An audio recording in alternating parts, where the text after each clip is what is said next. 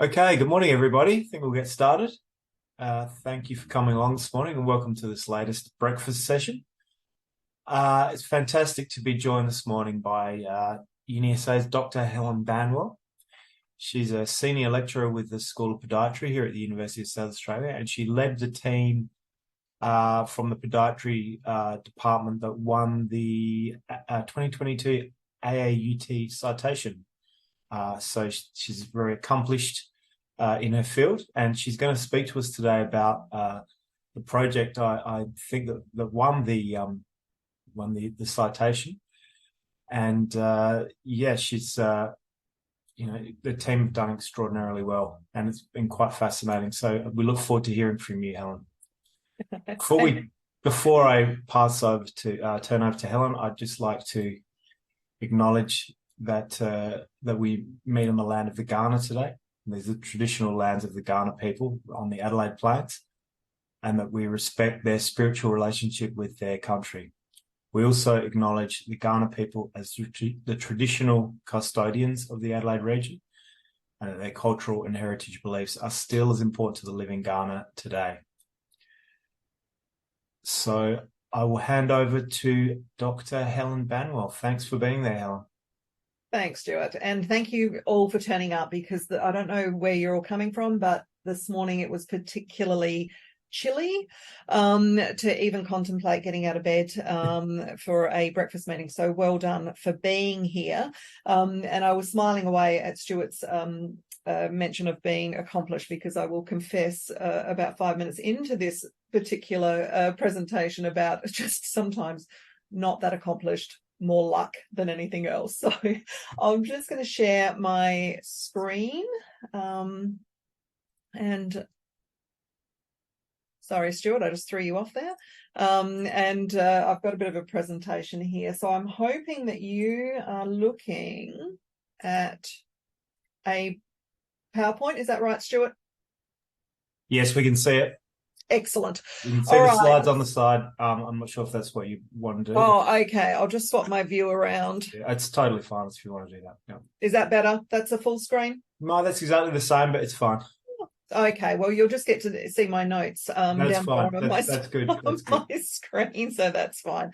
All right, so first and foremost, I just need to give a big shout out to both Ryan Causby on the left there and Brendan Nettle on the right, who are very much part of this team, and as you can see, very hands-on with using 3D printed feet to teach scalpel skills. And just give you a little bit of a background to how this actually started, and just crush any thoughts about me being, entrepreneurial, because what actually happened is, background first, is that we know that podiatrists use scalpels regularly to debride or pare back or cut back, whatever you want to call it, foot lesions. And that can range from quite simple foot lesions to manage things like callus and corns that are very, very common and annoying, but very, very common, up to foot ulcers. So, callus and corns only form on thick skin, so you get it on the palms of your hands and the soles of your feet, and it is in response to abnormal pressure and friction.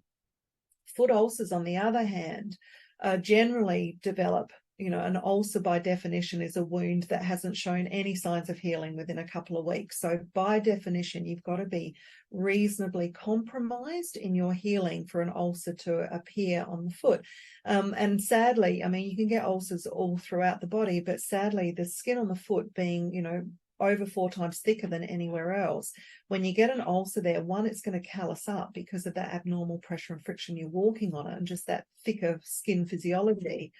But 2, the skin itself is much, much thicker, so the healing time is completely reduced. So an average foot ulcer that's on somebody, particularly with diabetes and vascular compromise, is sort of somewhere between 2 to 6 years to heal. So these things need to be, unfortunately, debrided back. Both callus and corns and foot ulcers need to be debrided back to heal or to get better, because otherwise they're just going to continue to thicken until they start to cause some damage themselves. However, you can imagine that the teaching of this can be somewhat challenging, and I think that's putting it politely. I still remember the first person that I saw with a foot ulcer, and it's been 30 years. And I can picture that room clearly. I can tell you what he was wearing. So the anxiety that is involved in this, and we've surveyed our students, and we know that foot ulcer management, the debridement of, is the most anxiety-inducing task that we do in podiatry. So there's also, of course, an increasing need for this because we've got an aging population, so it's all getting, more and more common. But also the non-traumatic lower limb rate here in Australia has risen by 30%. So we're getting about 4,500 amputations a year and 1,700 deaths. Bert Newton is a classic example who, literally had an ingrown toenail that festered, couldn't get better, got infected, required amputation, and he didn't survive it. Foot ulcers precede 84% of all diabetes-related foot amputations. So there's a huge and growing need for that. And here, particularly in South Australia, we have the highest amputation rate of the mainland states. So for us here, it's, sort of considerably important that we get this right. We were also faced a few years ago with increasing student numbers to the point where we were exceeding the available high-risk foot placements that we had at the time, because in normal practice, people at extreme risk of amputation, so those that have got those foot ulcers that are ongoing, tend to be managed within tertiary centres. So we've got a few around Adelaide. The most frequently used one is at the RA, and that is a certified high-risk foot centre. So most people go there. So for us to have our students have exposure to it, we needed to ensure they could have a placement at either the RA or one of the other satellite clinics associated that treated or managed high-risk feet. We got to the point in 2016 where we saw a massive group come into first year and quickly did the math and went, well, by the time they get to fourth year, where they need these high-risk clinics, we're going to be 50% short in available placements.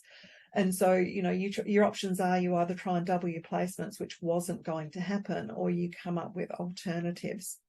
And as it turned out, in 2019, where these guys got to final year, that we actually did only have 50% of our students who managed a permanent or a full, what we refer to as a full placement, which is 4 to 6 weeks of sort of foot ulcer management. So luckily we were on the ball back in 2016. Now, here's a bit where I confess this was more luck than anything else, is that we went to an all-staff meeting where our technical guys were talking about 3D printing and its opportunities. And I leant over and said to Ryan, we should think of this for teaching our kids with scalpel skills. And then probably forgot that I'd come up with that brilliant idea. And it was literally 6 months later that Ryan happened to walk past my office and just said, have you noticed there's a teaching and learning grant out? Maybe we could do your 3D printed idea. And I'm like, what 3D printed idea? Completely gone from my head. So thankfully his memory is so much better than mine, because it did spark off, and that's what managed this. So in 2016, towards the end, we put in for a second 3D printer for our unit. We already had one that they were using to print anatomy models and other things, but we put in for this particular grant, and it was less than $5,000, but we managed to get a 3D printing grant, and then we took off from there. Not always successfully. So what we did was, sort of did a few trials and tribulations and picked on a few babies. We were trying to work out if we could crimp baby legs as well. But a few different models along the way, trying to get not only a foot that we could work with, but also an ulcer that would mimic that of real life. And we wanted it to give the students, at least some, we wanted it to have some fidelity to it, to be at least realistic. And as I say, it wasn't always so successful. We weren't experts at 3D printing, obviously. Still don't think I'm an expert at 3D printing, but we eventually got there, and we had produced in 2017 enough models that we could play around and kind of work out what was best for each particular situation that we wanted. Excuse me, Helen. Can I just jump in for a sec? We can still only just see the first slide. Oh, okay. Let me just, start doing that again. So I'll go back here. Are you seeing that now? We are. We're up to slide 5. Excellent. So if I move forward, did that move? No. Oh, what is going on there? Now it just moved on to slide 6. Okay, so if I don't know what's going on there. I might just leave it in slide view. Okay, you're on slide. We can see slide 6 now. Yep. Okay, just let me know, does it move when I move? Yes. Excellent. All right, well, I might do that because there's clearly something that's a little bit shaky here. Yeah, so now we're looking at slide 7. Excellent. All right, so sorry, that was all the models that we ended up playing with. Thanks, Helen. And yeah, sorry, Stuart, I didn't realize there was a problem there, but and then so what we actually ended up deciding on was 2 models specific for purpose. So we had a flexible foot ulcer model, which I've got here in my hot little hand. I refer to this one as the Trump foot because we tried to spray it with a skin color, and I don't know if you can see from there, but it's not quite successfully a skin color, but a flexible model that we can actually bend and move, and it does mimic some motion as close to a normal foot for our foot ulcer models. But then we went with a rigid kind of very plastic model for our novice students, and the whole point to that is it protects itself against some, fairly, let's say, lackluster scalpel skills of those novice students when they're still learning and working their way through it. So over the last few years, we've certainly sort of come a long way in printing, but it still took us quite some time to get onto an ulcer that was somewhat related to what you would see in normal life. And I was a bit conscious that not everybody here was foot people and maybe not ulcer. So I haven't actually thrown in some proper foot ulcer pictures. These are all of the copies, but for anybody who's got a clue, these aren't too bad, but not ideal. What we ended up doing a couple of years ago was we got another grant, a small grant, and employed a special effects person and a makeup artist. And what they helped us do was develop these ulcers to the point where now what we have is these molds that we use. So we've got molds that have got little indents in it, and we use a particular type of, it's just a makeup thing, sorry.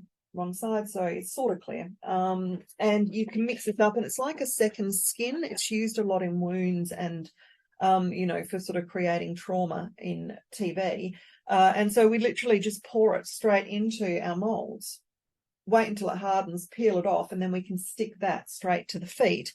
And then we inject our wet ingredients or tuck them in behind. Despite all of the stuff, we're still back at what we were using in 2017, which is commercial grade body use. I didn't even know you could buy a movie slime and good old fashioned Betty Crocker's vanilla frosting that looks remarkably like pus when it's in the right position.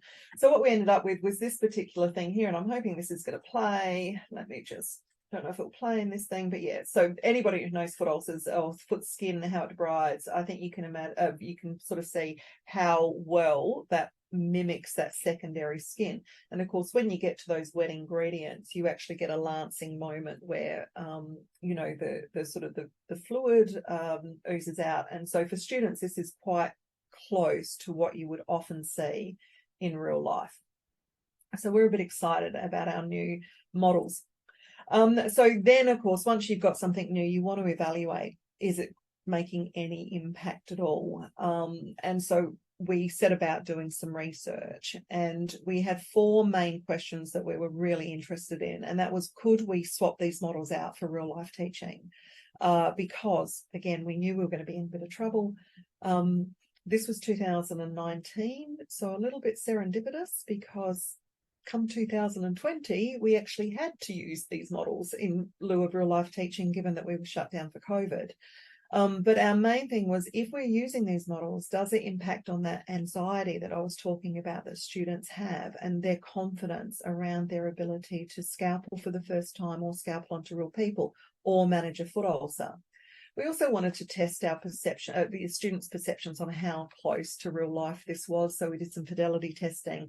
And also, of course, the big one, which took us a little bit longer, was, did they improve student skill and the experience that students have?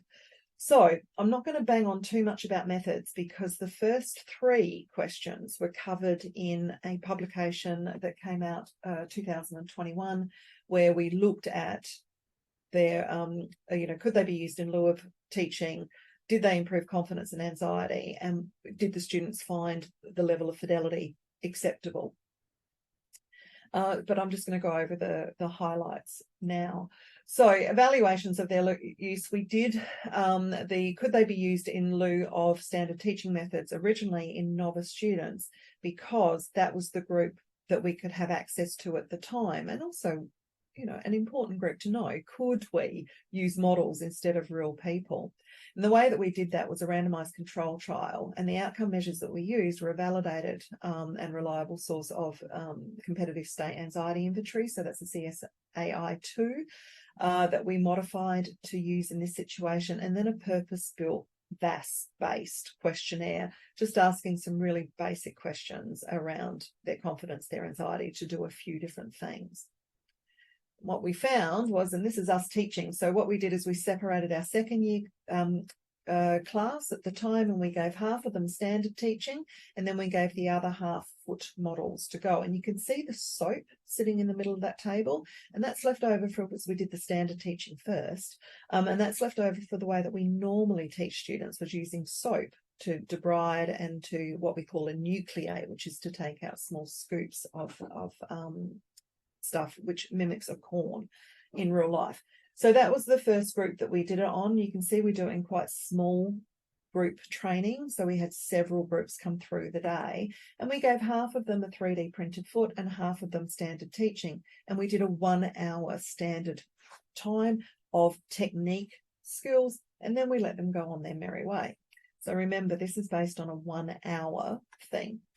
What we found, though, was that for the standard teaching group, their confidence, their self-confidence didn't improve, although their task efficacy did. Whereas in the 3D printed model group, this is pre and post, their training, we found that their confidence did in actual fact improve quite well. What we couldn't shift was that anxiety. So even in the standard teaching, they were still hugely anxious about the thought of putting a scalpel onto that person. But as you can see, they were less anxious after they'd had 3D printed feet. Now, none of this was significant. So what I'm talking about are trends, not actual improvement anywhere there. But what we realized very quickly is that 1 hour probably isn't enough. So what we then went on to do the following year is we wanted to test our novice students and our final students to see if we could shift their anxiety and confidence a little bit better. So what we did there was a repeated measure. So we tested them all at the baseline, then we gave them training, but we gave them more extensive training. And then we tested the outcomes. So for our second year students, what we did is we actually calloused up, and you can see we put fake toenails on those models as well. And there's young Zach heading off with his model, got on the train like that to take home, because what we did is a 1 hour standard teaching, and then we let them have the models for 6 weeks with the objective they have to bring us back to them. They're quite heavily calloused, and we get them to bring them back to us clean at the end of that time. And we hold them to ransom to get those models back. Let's be honest. I'm not releasing their grades until they come back. So, it's safe and whatever. But it meant that they could practice in their own time and develop that kind of even muscle memory around that particular task. On the right-hand side of the screen there, what we did for the final year students is we had a foot ulcer workshop where we use these things for more than just getting them to debride. We actually made them measure the ulcers, classify the ulcers, go through a whole heap of stuff around, the healability of the ulcers, and using all the particular tools around ulcer management and classification. Then they debrided, cleaned, dressed, and did all this under the watchful eye of one of our high-risk podiatrists here in Adelaide. That's Zoraid Martin, who is now at SA Health, but was at the time at Flinders Medical Centre. And so there's our little first group there. And then we looked at how much difference this made in confidence. And what we found is that the novice students in 2020, and remember this is 2020 because I'm going to talk about that in a minute, but in 2020 what we found was their self-confidence actually significantly increased pre and post and went up sort of 16%, but their task efficacy went up 30%. The final year students' pre and post workshops went up 23% and 37%.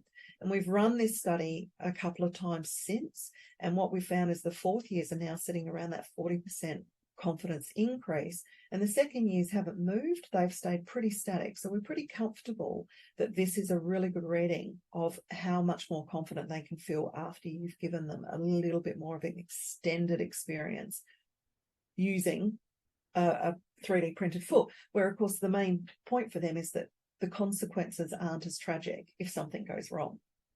That's what they tell us, is that they love that step up, because if they do slip and slice the model, there's no consequence for it. So they get a lot more confident a lot quicker.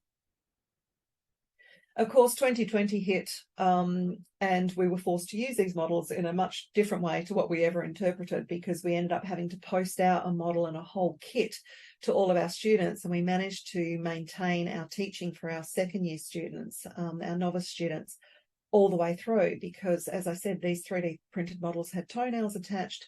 What we did is we had lots of callus put on them, but we actually put fake blood under one of the divots, so that the students also had to, work through their minor first aid regime. We made sure they used aseptic techniques. They all had gloves, underpads, gowns, the whole works, so we could keep up our scheduled training. Some added angst to that, I must admit, watching students put scalpel blades on handles for the first time ever over Zoom did nothing for my aging process and my blood pressure. Well, it did do something, but it wasn't a positive impact. But, at least we're in that position that we could actually do it. And then we looked at some qualitative explorations of what the final years thought around using ulcers. And the reason we only picked on the final years is because, of course, the second years at this point had nothing to compare it to. So we asked the final years what they thought, and we got some really good feedback from them. And we didn't have huge numbers, because back then we actually didn't have huge numbers in third year, and we could only get a few from each year, so 2018 and then 2019. But what we found consistent across the 2 years were these four themes, and that's that models were reasonably lifelike. They're never going to be perfect, but for that step between, very, very good. The ulcer, which has since improved, but even back then they thought that having the different layers, having the resin to mimic skin, having the icing to mimic exudate or pus, and then having the slime or the fake body ooze for the sort of tissue underneath, was a really good replication of what they were seeing once they got to that high risk placement.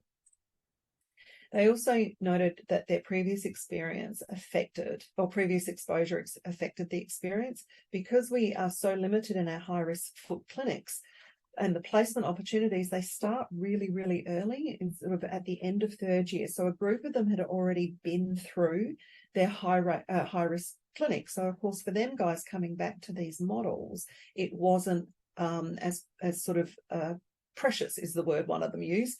It wasn't as precious to them. So now we actually take their 3D printed models back into the end of third year and teach them then, so that we know that they've had hands-on fake experience before they get to hands-on real experience. And they also said the authenticity about making it a workshop, making sure that they did everything around it, maintaining aseptic techniques and infection control and measuring and classifying, made it more real life. And they enjoyed that much, that part of it much more. Finally, and probably the important bit we got onto, and this was beyond that publication because it's taken us a few years to get to this point, but what we looked at was, using Kirkpatrick's 4 levels of training, was we were looking to see their behavior, the reaction, the behavior change, and so on over time. So what we looked for was multiple inputs and various stages. So the student satisfaction, which we take from, of course, what we call my course experience, but you see eyes across the years, and look for comments and, sort of things specific to this, and of course the scores in which they classified the teaching. And what we found was that the students absolutely adored having these models, particularly to take home. For those that had them, to practice at home, thought it was a fantastic idea. But also what we found was, from the year that they managed to do that onwards, our scores have gone up. So from when we started to where we are now, it's just been this sort of, almost exponential growth in their satisfaction with their teaching around scalpel skills. So, the students are impressed. The stakeholders, so predominantly clinical educators, I got unsolicited feedback before we even started to solicit for it. They were saying they've just gone through the roof with their scalpel skills, and these are third-year clinical educators that are just coming in so much better. So that was fantastic, and you can read the other things there when I started to actually ask for it.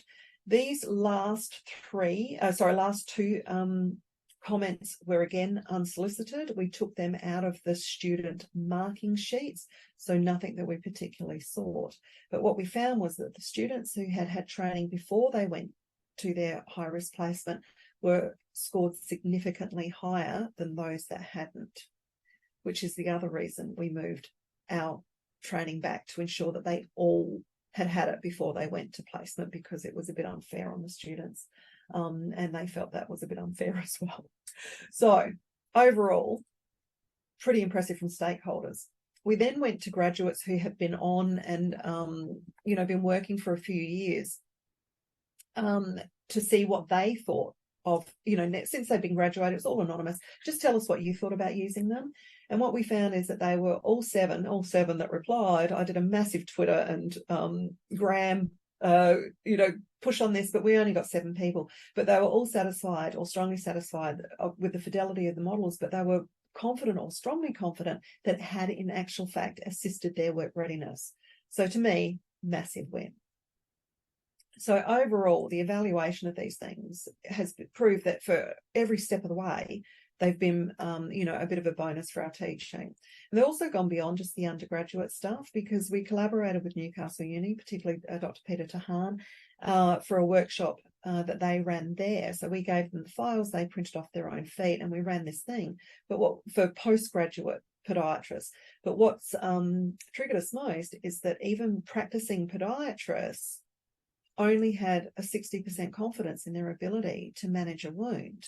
Now, when you think about how many more people are presenting with diabetes-related foot ulcers, and particularly changes in our working landscape around, for what we call chronic disease management, where people with diabetes can have 5 visits to see a private podiatrist throughout the year, that they never used to have access to. So what we're seeing is a lot more people with sort of more advanced disease presenting to private podiatrists before they get referred into these tertiary centres for high-risk foot care.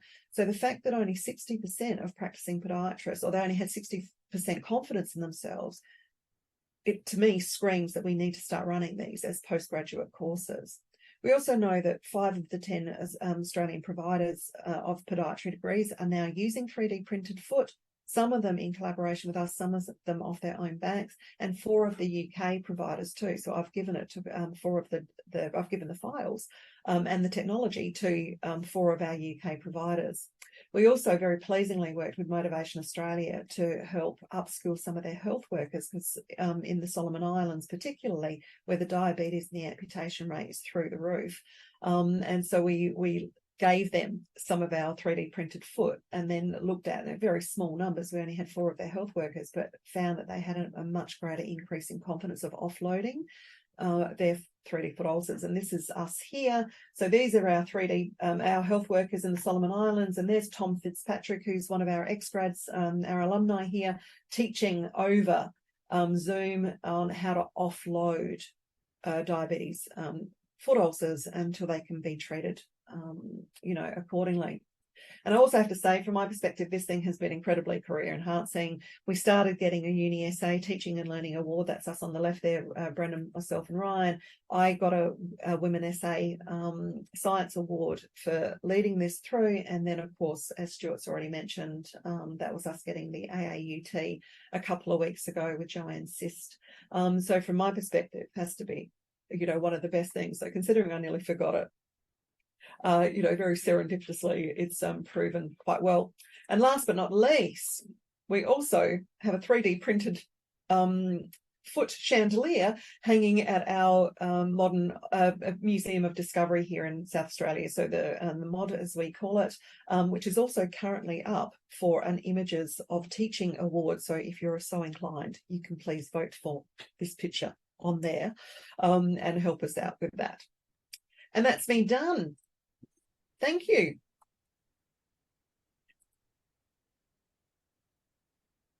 Wow. Thank you, Helen. That's amazing. There's so many questions. Yes. I'm from the field of education, so I have to admit to feeling a little squeamish at a couple of those slides. I'm sorry to apologize. I need a trigger warning, don't I? Potentially. Yeah, potentially. So thank you for that. That was fascinating. Shan asked the question, great innovation. First of all, what is the cost per foot? And as you had predicted, Helen, she's asked, are you working on replicating the odor associated with foot? I did. It was true. I was talking before, and I said I get a lot of questions from people in the know about the odor. So, firstly, the cost. Now, we had the printer bought for us by a grant, so I haven't factored the actual printer in with it, and of course, the hundreds of dollars we wasted trialing different things. It's not a waste, but the trialing process. But to actually produce the feet, you use, for the rigid feet, you use roughly about $20-ish of the rigid filament. For the flexible filament, which is a lot more expensive, so our Ninja Flex is a lot more expensive, but still these run, even at worst case scenario, in your sort of $30 per foot. So we print quite a few per year to maintain our stock, and it's not excessively expensive for us to be doing that. So, once you've got the technology in the printer, to buy them privately, we've got a private person that we send people to, and they charge roughly about $100 for the Ninja Flex ones. So for the ones, and much cheaper for the other ones. So it depends where you're going.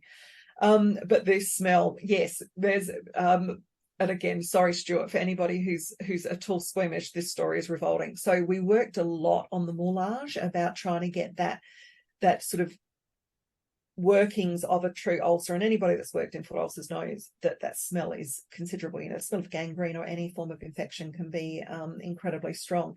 So somebody suggested, and I, because it was another podiatrist, I'm not going to dob them in, but somebody suggested to me that you get some chicken soup, blend it up, let it go off, and inject that. And I missed the process there. So what I actually did in the middle of our summer here was I took a can of chicken soup, took the lid off, and left it in the backyard for a couple of days. And it was disastrous because I often laugh, the dog wouldn't come inside, but we couldn't go outside. And then there was no way in hell, once it was off, I was going to put it in my blender either. So I did that round the wrong way. So we abandoned that idea.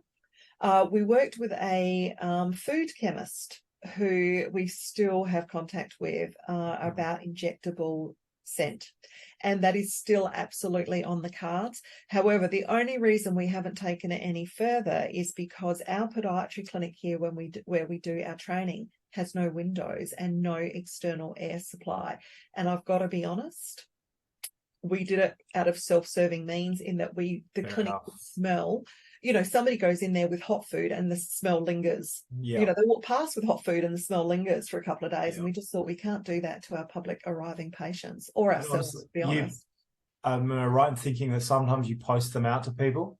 And we do sometimes post So that's not going to be a delivery that anyone's going to want to receive. No. So it's certainly something we're investigating, Sian. And if we were going to do a postgrad course off-site, then I'd certainly maybe reconsider that chicken soup.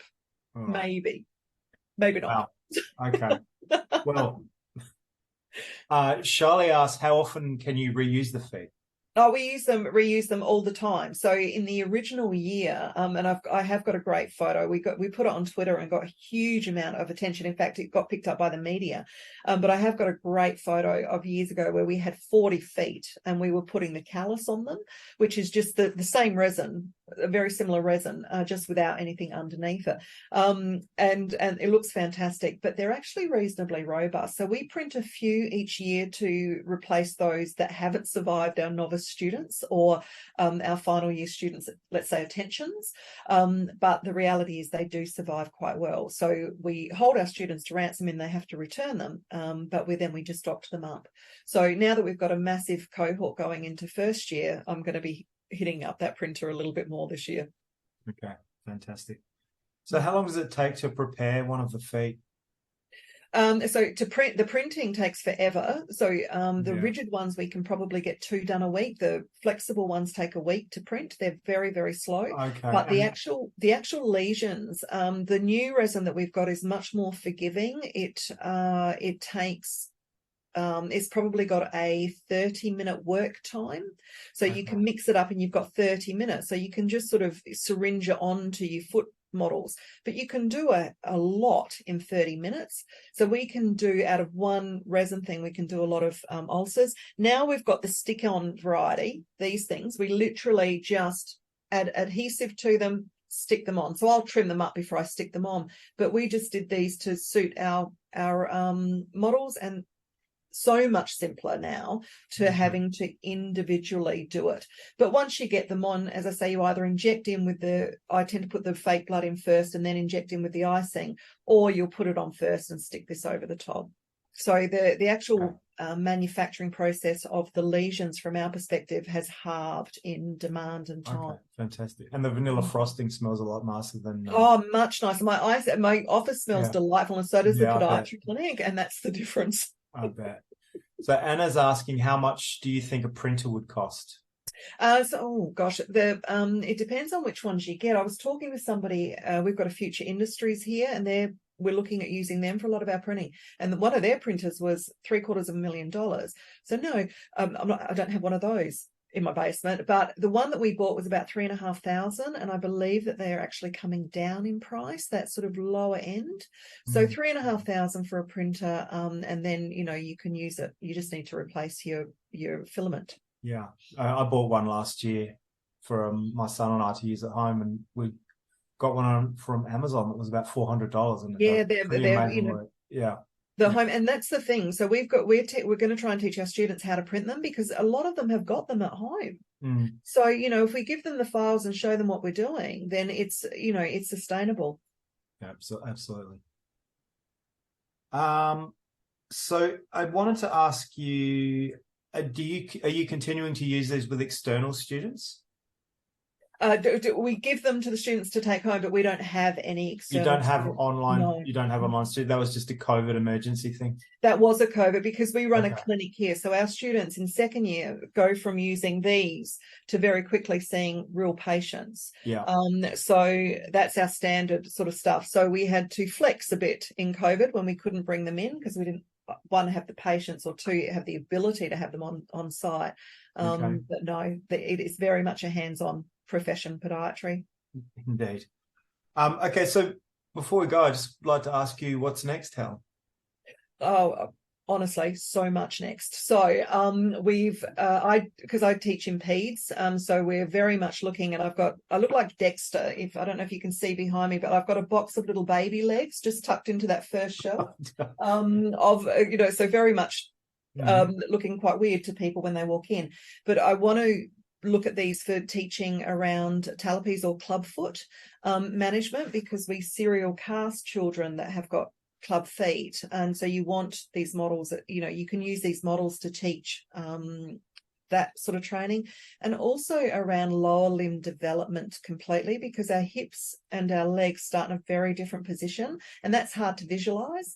So if we can have these 3D printed models.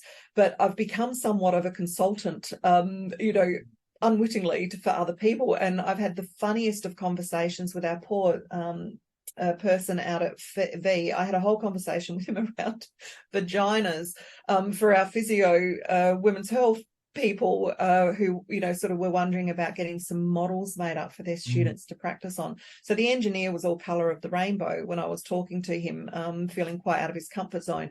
But it's not limited. I talked to somebody during COVID who teaches mobilizations and manipulations in physiotherapy, and we 3D printed a spine, and we put it in a hacky sack so that he could post that out to his people, and they could work at home and have something quite realistic. So the reality is this stuff is only limited by how much imagination. But I'm also working with, just on that really quick, La Trobe, and I'm on a grant with the guys over at La Trobe, and we've 3D printed a whole heap of lower limbs to teach foot posture measuring. So that, we measure foot posture as proper indexes, but again, it's hard to teach students reliably and consistently when you don't have the same foot in front of you all the time. Okay. So we've printed the 25 different possible foot posture measures that you've got, and we're now just going through the process of getting that up and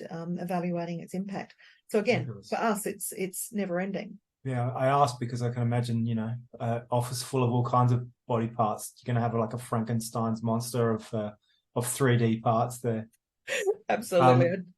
Anna has asked, I'm not sure if she's left yet or not, if it's she's from Charles Sturt. She's got to run to another meeting, but she wants to contact you later. So, beautiful! Please do. I'll let Anna know she can contact you. Yeah, I'm catching up with the guys from Charles Sturt University this week as well. For the same thing. It's let's collaborate and make it global. Take over the world one foot at a time, as I say.